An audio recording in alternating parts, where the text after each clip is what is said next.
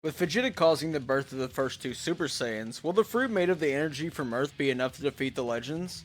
Find out all this and more on the fifth part of What If the Z movies were canon. The father-son Super Saiyan combo immediately went on Vegeta with the instant shock of their transformation. These two worms on a backwoods planet were able to unlock the mythical Super Saiyan state. That shouldn't be possible. He doesn't have much time to think before being sent flying into the air.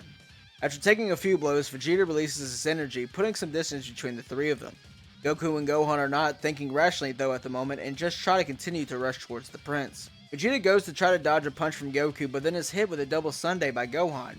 It just seems like the two of them are just too much for him, even with the fruit he just ate from Earth's tree. He thinks to himself that if he was just able to distract or take one of them out though, he could win it in 1v1 stance. Getting his chance, he flies up into the sky and charges up his energy. Vegeta's body starts to buff up unnaturally, much like Turles did when he ate his fruit. Vegeta yells out that they won't be able to dodge this one, but if they do, the Earth will suffer for it. After saying this, he starts to charge up his Gallic gun, aiming down at the two of them. Goku and Gohan look at each other, knowing what they must do. They land down and start to charge up their most powerful attacks. Goku starts his Kamehameha chant as Gohan starts to create his Saturday Crash. The three of them release their beams at the same time, with them being pretty much evenly matched at this point. The two Super Saiyans are starting to make room, but as they do so, Gohan feels his energy start to drain as he falls out of the Super Saiyan state. It seems like the state was just too much for him.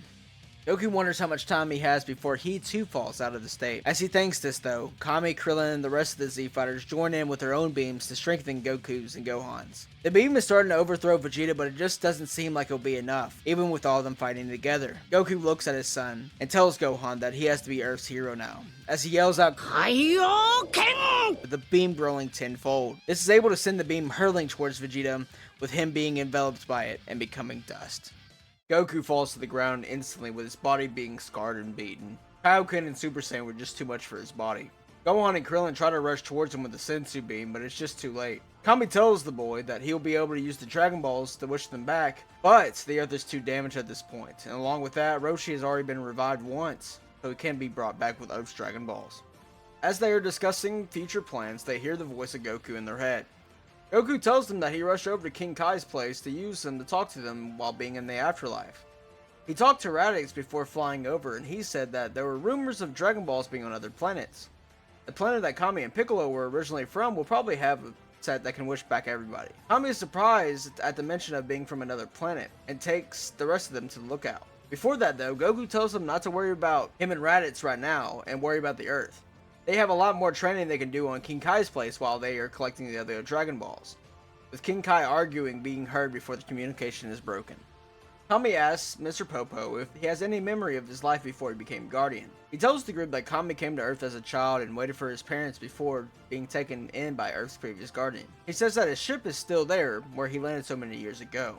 Krillin chimes in saying that Bulma will probably be able to fix it up and probably be able to fly it too. So the Z Fighters collect the Dragon Balls and wish for all the damage from the Tree of Might and the Saiyans to be reversed, bringing the Earth back to the way it was. After bringing Bulma back to Kami's old ship, with the help of her and her father and Mr. Popo, they are able to upgrade and learn how to fly the ship. They didn't decide who will be going on the trip to Kami's home planet, with Bulma of course being needed to fly the ship. Kami wants to go to learn more of his people, and where he originally came from, but doesn't want to leave the Earth without a guardian. He then thinks back to the past year while training for the Saiyans' arrival.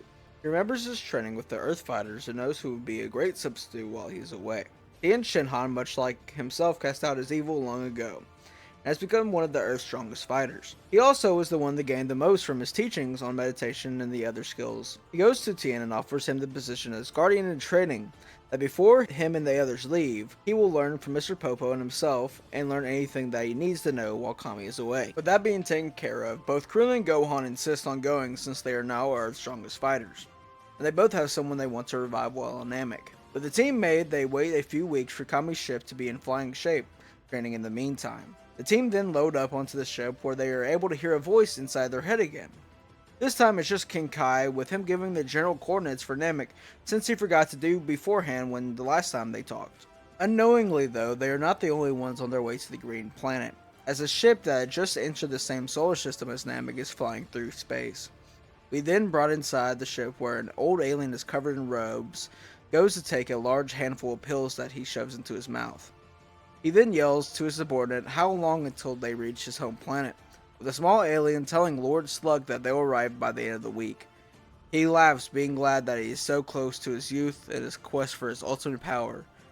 Just a bit further in space, we are on another alien ship much grander than Lord Slug's, with a large chair being the only thing in sight. We hear a long-headed alien tell a disembodied Lord that the planet that Vegeta and Nappa were last seen on is nothing but a large rock with a tree on it. A beam goes through the alien's chest with the chair turning around to show us Lord Frieza.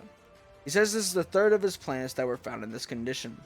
And along with that, all of his monkey playthings have gone and left him. He asks Zarbon if they have been able to recover anything from the scouter recordings that before they disappeared. He tells the Emperor that both Vegeta and Nappa gave them little information, but what they recovered from the puny Radix might interest him. He tells Zarbon not to keep him waiting before loading a recording on the large screen. It shows Garlic Jr. wishing for immortality back in episode 1 of the series, with Frieza being very interested in each word. He tells Zarbon to plot a course to planet Namek, where they heard the rumor of the wishing orbs being from. Before going back to our heroes on their way to Namek, let's see what's going on in Netherworld. Both Goku and Raditz are now on King Kai's planet, with the two of them training while Raditz tells his brother to go back to that form both him and Gohan showed off before they killed Vegeta. Goku tells them that he hasn't been able to tap into it since he's died, but he feels like he's close to obtaining it again. This is interrupted by King Kai yelling as he runs out of the house towards the two brothers. Goku is confused, asking King Kai why he's yelling since he nor Raditz has broken anything in the past hour. But King Kai tells him that his friends are in great danger. Apparently there are two powerful evils heading towards Namek along with his friends, with one of them being the Emperor Lord Frieza, with Raditz frozen stiff at the mention of the name. Goku turns to his brother, remembering that he said something about Frieza when he came to Earth. Raditz tells his brother that Frieza was the one who enslaved their people and destroyed the planet, causing him to be sent to Earth. King Kai continues and says that even with Goku's Super Saiyan strength he used on Earth, Frieza is still stronger than him at the moment. Along with another menace known as Lord Slug is heading to Namek as well. Though he may not be as strong as Frieza, he is a Namekian and has been on the hunt for Dragon Balls for years.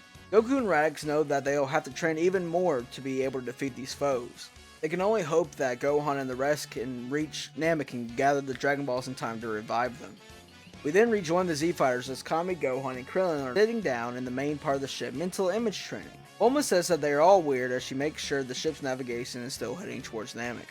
After a few minutes, the three of them get up with Gohan asking if Kami remembers anything from his home planet. Kami tells the boy that he has little memory of his home, that when he was just a child, like his father, his planet was on the verge of destruction, and he was sent to Earth for his parents to follow shortly after. He says that he waited years before Earth's Guardian brought him to the lookout where he began his training for Earth's Guardian. After a while, Bulma tells the three of them that they should reach Namek in just a few more minutes, with her face changing as she says this. The three of them look to where her eyes are as they see dozens of ships hovering over the planet, with what seems like a war breaking out down below. Kami is surprised by what could be happening as Bulma aims the ship away from eyesight of any of the other ships before landing down. They can feel attacks from a few miles away all around as they duck down with different armored soldiers blasting at each other before flying away. Kami tells them that they must find the Dragon Balls quickly, with Bulma pulling out her Dragon Radar.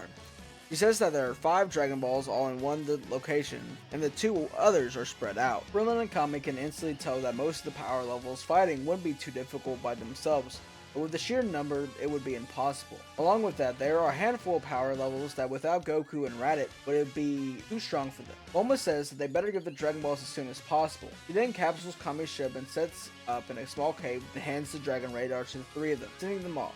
They slowly fly towards the closest solo Dragon Ball, which seems to be in a large house secluded to itself. Kami feels like he can sense someone important inside as he is stalked by another Namekian. He tells them not to get any closer as he sees Kami with them. He says that they don't seem to be part of any of the invading armies.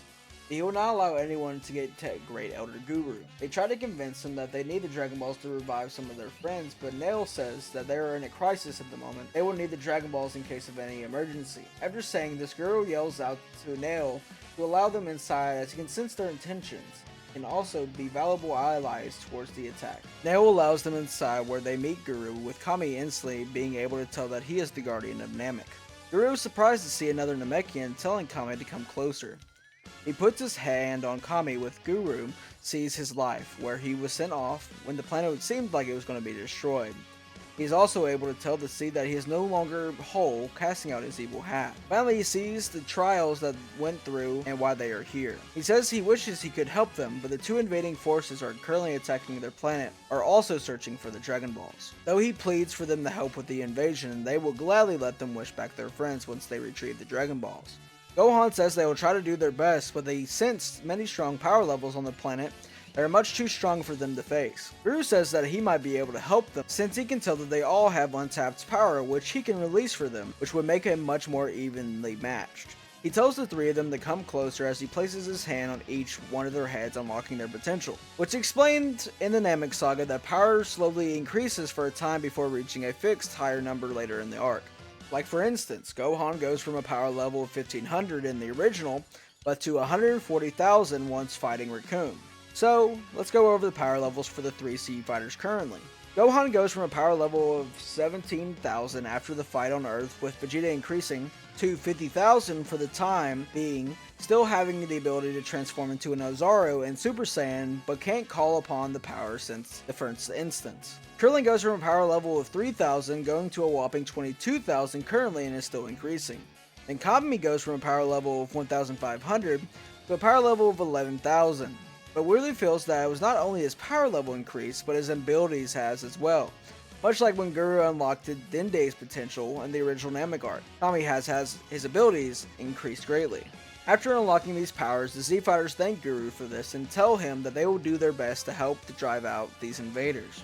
Guru thanks them and tells Nell to point out where they are needed the most, but he tells Kami to stay back just for a moment. He tells Earth's Guardian that he doesn't know how much longer his body can take all of this fighting. Along with that, he senses that there's one of them that seems to use the forbidden art to grow in power, and he cannot allow them to gain his. If it comes down to it, he must fuse with him in his final moments to make sure his abilities aren't used on his family.